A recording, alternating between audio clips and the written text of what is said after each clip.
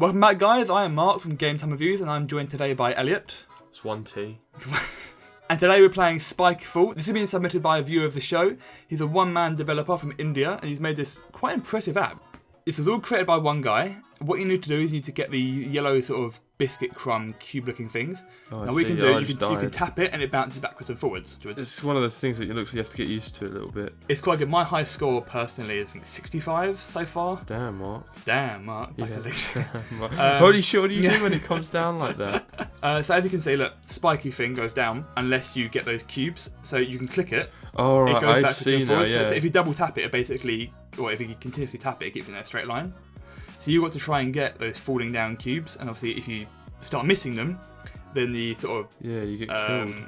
You've got to keep on getting the cubes, otherwise you die. I'm rubbish at this game. It takes a while to get used to, doesn't it? That's the thing. Yeah.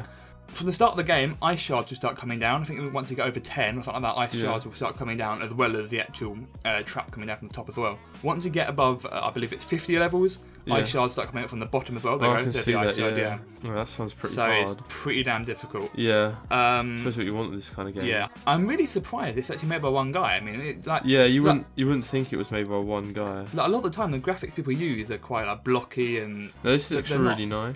But even the background, it's like... Oh, I just died. Something I do quite like. That's photo though, it's really good. Yeah. But a lot of the time, indie developers tend to use very crisp block colours, but it's quite nice in gradients. I don't know, it's gradients for me are a lot more on the ball itself. On the ball and not even in the background, because right now I'm watching you play and I'm watching the background. Oh yeah, you got the they kind of change colour a little bit. Oh, they do. Oh damn. Sorry, I sort of distracted you there. No, that's alright. I like the way the background changes. It changes colour every game, doesn't it? Yeah, it's quite interesting. You can get upgrades as well when you're playing. Yeah. So every cube you get is 1 point. So say for example you get 60 points in one game and you die, and you get 60 points in another game and you die, that's 120 points. Yeah. And you can spend those points in the store to upgrade your balls, as bad as that sounds.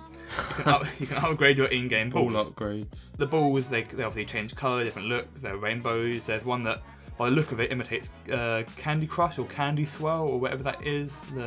The really popular one. Yeah, the really popular one. I think it's Candy Crush. Yeah. It looks like it imitates that, whether or not it actually does, I don't know. They have different abilities, one's allow you to jump higher, some allow you to stick, apparently. There's one which unlocks a cave mode, supposedly, at 2,000 points. This game's fun. I could definitely see myself playing this, if getting addicted to this. Yeah, it's quite addictive, especially when you're used to it. If you sort of get quite a lot in a row, you get quite a lot of satisfaction from it, don't you? Yeah. It is very difficult to get quite a lot in a row, but once you do get them, it is very satisfying. It's very satisfying, yeah. So... I think you should probably add I don't know, is this already a feature, but maybe a chain, if you get a certain amount in a row, you start getting 2+. Combo sort of mode. Yeah, that's cool. That's a good idea, yeah.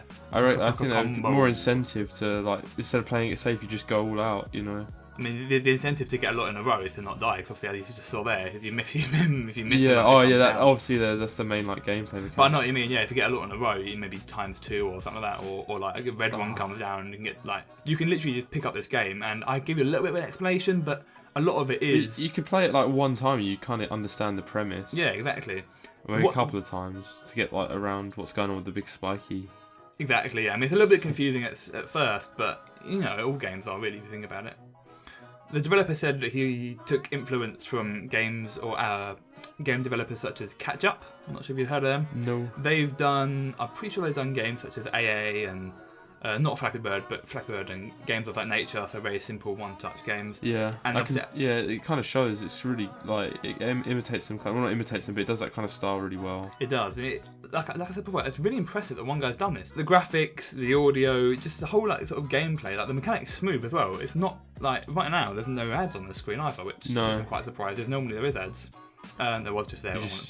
Yeah. Only on the menu though. Yeah. That's understandable because it's one guy. Was it free? I'm assuming. Yeah. So it's a free-to-play app as well, which is also really good. You can get extra points. I've seen you can watch a video and get 100 points as well, or you can get an extra life by watching a video. It's kind of a cheap way, sort of like a micro-transaction sort of way, but I mean, he's got to make... It's not game-breaking, really. It's not, he's got to make his money somehow.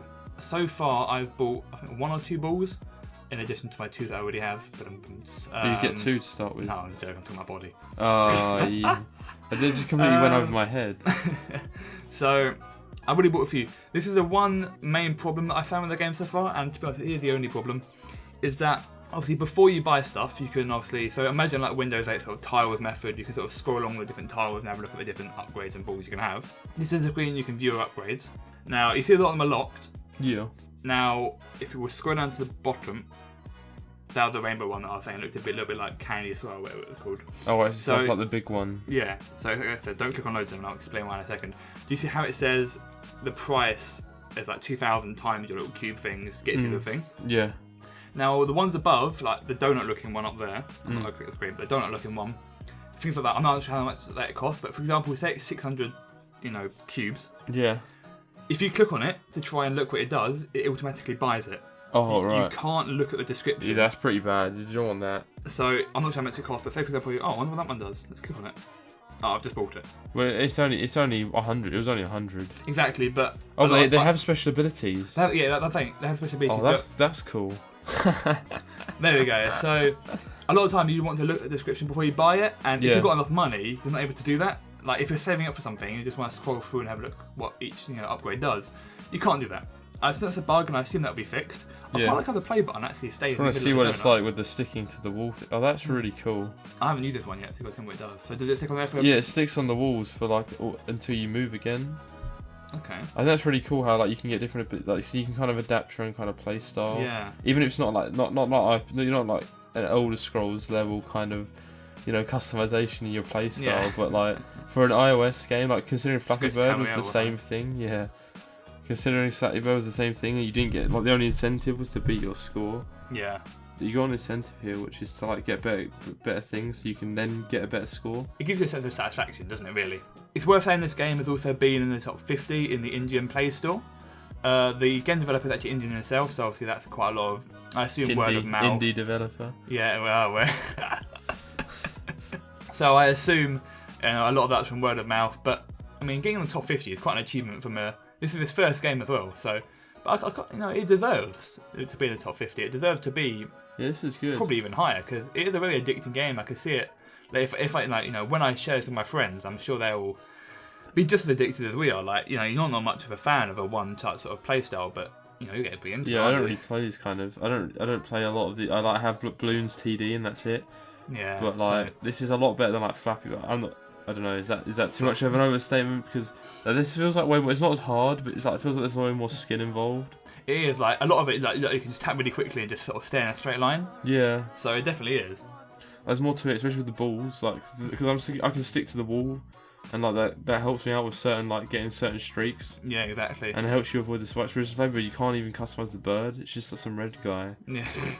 I like that. Even now, I've got like a little bounce effect. And then obviously you can see in the background, and even the little dropping things, everything has like a little effect. It adds so much to the game, like. Yeah, because if it was just if nothing had an effect and there was no background, it'd be really dull to look at. Yeah, but it's not. It's vibrant, isn't it? Like the colours are vibrant as well. I mean, the gameplay itself is really like this is what it should be when it's like simple but addictive. Yeah, the best games are simple. Like you can pick up and just do without looking at instructions. But this isn't like bare bones. Like I would say, Flappy Birds were just literally bare bones. Like anyone could have made that. I don't know a lot about indie like kind of mobile development, but the guy behind this looks like he's put way more effort behind. Yeah, I mean, considering this is all done by one guy. I mean, like I said before, the graphics, which I assume are maybe purchased vectors, but if he's actually drawn them all or computer generated them himself, they're still very impressive. But even if they are purchased vectors, he's made good choices. Like... Exactly, yeah. Like even the ideas for the actual design of the balls are quite good. So thanks for watching, guys. You've been watching Mark from Gameplay Reviews and our guest today, Elliot. You'll probably be seeing a little bit more of hello, goodbye.